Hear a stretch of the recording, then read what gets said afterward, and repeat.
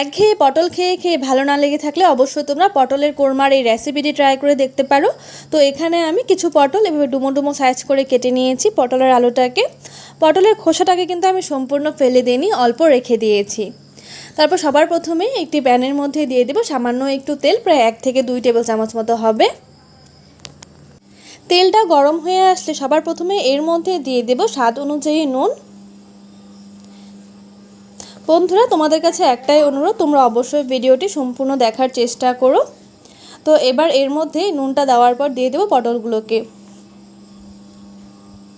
পটলগুলো দিয়ে এর উপর সামান্য একটু হলুদ গুঁড়ো দিয়ে দেবো, এতে করে কালারটা খুব সুন্দর আসবে। এবার এই পটলগুলোকে বেশ ভালো করে ভেজে নিতে হবে, একদম একটু লাল লাল করে ভাজতে হবে। এই পটলগুলো ঠিক যতটা ভালো করে ভাজা হবে এই রান্নার টেস্টটা কিন্তু ঠিক ততটাই বাড়বে। আবার যেন পুড়ে না যায় খুব বেশি ভাজতে গিয়ে। তো আলুগুলোকে এই পটলের মধ্যেই দিয়ে দেবো, আলু আর পটল একসাথেই ভেজে নেব।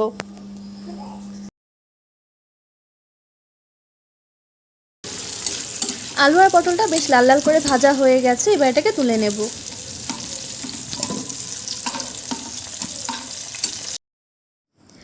অন্যদিকে সেই তেলের মধ্যে ফোড়নের জন্য দিয়ে দেব একটা শুকনো লঙ্কা, আর দিয়ে দিচ্ছি 1/2 টেবিল চামচ পরিমাণ গোটা জিরে। জিরে আর শুকনো লঙ্কার ফ্লেভারটা ভালোভাবে তেলের মধ্যে মিক্স হয়ে যাবার পর এর মধ্যে দিয়ে দেব একটা বড় সাইজের টমেটো কুচি, আর দিয়ে দেব 3টে চেরা কাঁচা লঙ্কা। এবারে টমেটো আর কাঁচা লঙ্কাটাকে একসাথে ভালো করে একটু ভেজে নিতে হবে, ততক্ষণ না পর্যন্ত এই টমেটোর কাঁচা গন্ধটা চলে যাচ্ছে। তোমরা কিন্তু যে কোনো নিরামিষ দিনে এই রেসিপিটি বানিয়ে খেতে পারো, এটা থাকলে কিন্তু পাশে মাংস খেতেও ভালো লাগবে না। টমেটো আর কাঁচা লঙ্কাটা ভালোভাবে ভাজা হয়ে গেছে, এবার এর মধ্যে দিয়ে দেবো 1/2 টেবিল চামচ পরিমাণ জিরে গুঁড়ো, আর দিয়ে দিচ্ছি 1 টেবিল চামচ মতো ধনে গুঁড়ো, দুটো মিক্স করে একসাথে দিয়ে দিলাম। আর দিয়ে দেবো 4 থেকে 5টা শুকনো লঙ্কা আমি বেটে নিয়েছি, তোমরা চাইলে এখানে লঙ্কা গুঁড়ো ব্যবহার করতে পারো কিংবা কাঁচা লঙ্কা ব্যবহার করতে পারো। এই বাটিটা ধুয়ে জল দিয়ে দিলাম, এবার বেশ ভালো করে মশলাটাকে একটু কষিয়ে নেব।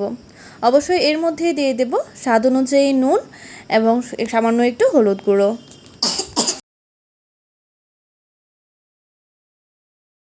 নিরামিষ রান্না যেহেতু একটু মিষ্টি মিষ্টি খেতে ভালো লাগে, তাই এর মধ্যে দিয়ে দিলাম একটু সামান্য পরিমাণ চিনি, এতে করে রান্নার টেস্টটা ভীষণ ভালো আসে।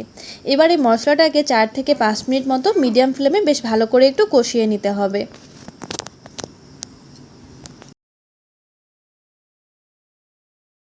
মশলাটা যখন 80% মতো কুক হয়ে যাবে তখন আমরা এর মধ্যে দিয়ে দেব পোস্ত এবং কাজু বাটা। আমি এখানে 2 চামচ পোস্ত এবং 4 থেকে 5টা কাজু বাদাম একসাথে পেস্ট করে নিয়েছি। এই মশলাটা অবশ্যই দেওয়ার চেষ্টা করবে। যদি তোমরা পোস্ত দিতে না চাও সেক্ষেত্রে তোমরা টক দইও ব্যবহার করতে পারো। এবার এই পোস্ত এবং কাজু বাদামটাকে দিয়ে বেশ ভালো করে কিন্তু একটু কষিয়ে নিতে হবে 2 মিনিট পর্যন্ত।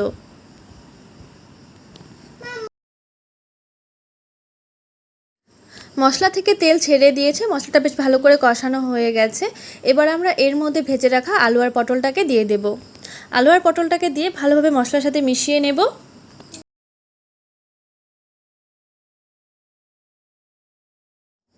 মশলাটা ভালো করে মিশিয়ে নেবার পর এর মধ্যে দিয়ে দেব পরিমাণ মতো একটু জল। তোমরা কে কতখানি গ্রেভি খেতে পছন্দ করো ঠিক সেই অনুপাতে দিলেই চলবে। তবুও এটা একটু মাখো মাখো খেতে ভালো লাগে, খুব বেশি গ্রেভি কিন্তু খেতে ভালো লাগবে না। ঝোলটাকে দিয়ে এবার এটাকে ঢাকা দিয়ে হতে দেব প্রায় 10 থেকে 15 মিনিট মতো মিডিয়াম ফ্লেমে। 10 থেকে 15 মিনিট পর দেখো ঝোলটা একদম পুরোপুরি শুকিয়ে গেছে, ঠান্ডা হলে এটা আরও বেশি শুকিয়ে যাবে। এবার আমরা এই পর্যায়ে সামান্য একটু গরম মশলা গুঁড়ো এবং ঘি ছড়িয়ে নামিয়ে নিলে কিন্তু রেডি হয়ে যাবে আমাদের পটলের কোরমা। তো তোমাদের এই রেসিপিটি কেমন লাগলো অবশ্যই আমাকে কমেন্টস করে জানিও।